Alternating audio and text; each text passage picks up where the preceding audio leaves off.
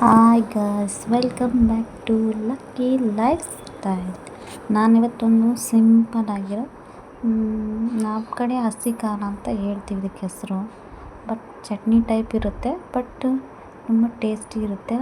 ಇದನ್ನು ಮಾಡಿಕೊಂಡು ಒಂದು 3-4 ಡೇಸ್ ಫ್ರಿಜ್ಜಲ್ಲಿ ಇಟ್ಕೊಂಡು ಆರಾಮಾಗಿ ತಿನ್ಬೋದು. ಯಾವುದೇ ರೀತಿ ಟೇಸ್ಟು ಚೇಂಜ್ ಆಗೋಲ್ಲ, ಫ್ಲೇವರು ಚೇಂಜ್ ಆಗೋಲ್ಲ, ಅಷ್ಟು ಟೇಸ್ಟಿಯಾಗಿರುತ್ತೆ. 3-4 ದಿವಸ ಯೂಸ್ ಮಾಡೋಂಥದ್ದು. ಅದ್ರ ಜೊತೆ ಏನಾದರೂ ಎಮರ್ಜೆನ್ಸಿಗೆ ಸಾಂಬಾರಿಲ್ಲ ಅಂದರೂ ಈ ಚಟ್ನಿನ ಮಾಡಿಟ್ಕೊಂಡ್ರೆ 3-4 ಡೇಸಲ್ಲಿ ಯಾವಾಗಾದರೂ ಯೂಸ್ ಮಾಡ್ಕೊಂಡು ತಿನ್ಬೋದು. ಇದಕ್ಕೆ ನಾನಿಲ್ಲಿ 1 ಕಪ್ಪು ಕಡಲೆ ಬೀಜ, ಒಂದು 10 ಹಸಿಮೆಣ್ಸಿನ್ಕಾಯಿ, ಒಂದು 2-3 ಈರುಳ್ಳಿ, 1 ಟೊಮೊಟೊ ತೊಗೊಂಡಿದ್ದೀನಿ. ಫಸ್ಟು ಹೆಂಚಿಟ್ಟು ಅದು ಕಡಲೆ ಬೀಜನ ಚೆನ್ನಾಗಿ ಕೆಂಪಗಾಗಬೇಕು. ಅದನ್ನ ಮೆಣಸಿನ್ಕಾಯಿ ಹಾಕಿ ಹುರಿಬೇಕು. ಹುರಿಯೋ ಟೈಮಲ್ಲಿ ಕಡಲೆ ಬೀಜಕ್ಕೆ ಎಣ್ಣೆ ಹಾಕ್ಬಾರ್ದು, ಹಾಗೆ ಹುರ್ಕೊಂಡು ಎತ್ತಿಟ್ಕೋಬೇಕು. ಮೆಣಸಿನ್ಕಾಯಿ ಸ್ವಲ್ಪ ಬೇಗ ಫ್ರೈ ಆಗಲಿ ಅಂತ 1-2 ಹನಿ ಎಣ್ಣೆ ಹಾಕಿ ಈ ರೀತಿ ಹುರಿಬೇಕು. ಅದು ಮೇಲೆ ಬಬಲ್ಸ್ ಬಂದಂಗಾಗಿ ಸುಟ್ಟಿರೋ ಥರ ಕಾಣಿಸುತ್ತೆ. ಆಗ ಅದನ್ನು ತೆಗೆದಿಟ್ಕೋಬೇಕು. ನಂತರ ಇಲ್ಲಿ ನಾನು ಈರುಳ್ಳಿನ ಹಾಕ್ತಿದ್ದೀನಿ. ಈರುಳ್ಳಿ ಕೂಡ ಅಷ್ಟೇ ಚೆನ್ನಾಗಿ ಫ್ರೈ ಆಗಬೇಕು.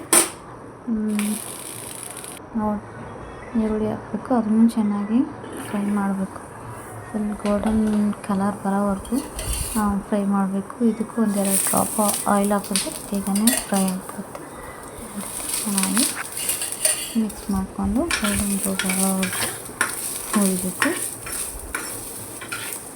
ಜೊತೆ ಒಂದೊಂದು ನೀಟಾಗಿ ಹುರ್ಕೊಂಡು ಎಲ್ಲ ಹಸಿ ಹೋಗೋವರೆಗೂ ಹುರಿತಾ ಇರಬೇಕು. ಎಲ್ಲ ಹಸಿ ಹೋದ ನಂತರ ಒಂದೊಂದು ಐಟಮ್ ಹುರಿಬೇಕು. ಒಟ್ಟಿಗೆ ಹುರಿದ್ರೆ ಇದು ಚೆನ್ನಾಗಿ ಆಗೋಲ್ಲ. ಅದಕ್ಕೋಸ್ಕರ ಎಲ್ಲನೂ ಅಷ್ಟೇ ಸಪ್ರೇಟಾಗಿ ಈ ರೀತಿ ಹುರಿಬೇಕು. ಈಗ ನಂತರ ಟೊಮೊಟೊ ಹುರಿತಿದ್ದೀನಿ. ಇದು ಕೂಡ ಅಷ್ಟೇ ಚೆನ್ನಾಗಿ ಹಸಿ ವಾಸನೆ ಹೋಗಿ ಕಲರ್ ಚೇಂಜ್ ಆಗೋವರೆಗೂ ಟೊಮೊಟೊ ಕೂಡ ಅದೇ ರೀತಿ ಫ್ರೈ ಮಾಡ್ಕೋಬೇಕು. ಟೊಮೊಟೊಗೂ 2 ಡ್ರಾಪ್ ಆಯಿಲ್ ಹಾಕಿ ಚೆನ್ನಾಗಿ ಹುರಿಬೇಕು.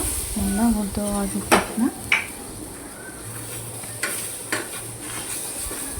ಚೆನ್ನಾಗಿ ಹುರಿಬೇಕು. ಮತ್ತು ಕಲರ್ ಚೇಂಜ್ ಆಗೋವರೆಗೂ ಹುರಿಬೇಕು.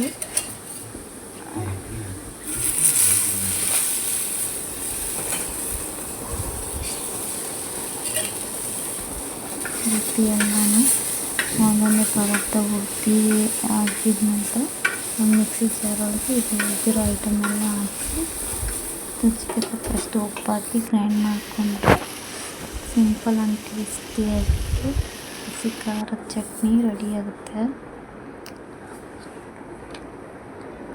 ಈ ವಿಡಿಯೋ ನಿಮಗೆ ಇಷ್ಟ ಆಗಿದ್ದರೆ ಪ್ಲೀಸ್ ಲೈಕ್ ಮಾಡಿ, ಶೇರ್ ಮಾಡಿ, ಹಾಗೆ ನನ್ನ ಚಾನಲ್ಗೆ ಸಬ್ಸ್ಕ್ರೈಬ್ ಆಗೋದು ಮಾತ್ರ ಮರಿಬೇಡಿ. ಪ್ಲೀಸ್ ನನ್ನ ಚಾನಲ್ಗೆ ಸಪೋರ್ಟ್ ಮಾಡಿ ಅಂತ ಕೇಳ್ತಾ ಈ ವಿಡಿಯೋ ಎಂಡ್ ಮಾಡ್ತಿದ್ದೀನಿ. ಧನ್ಯವಾದಗಳು.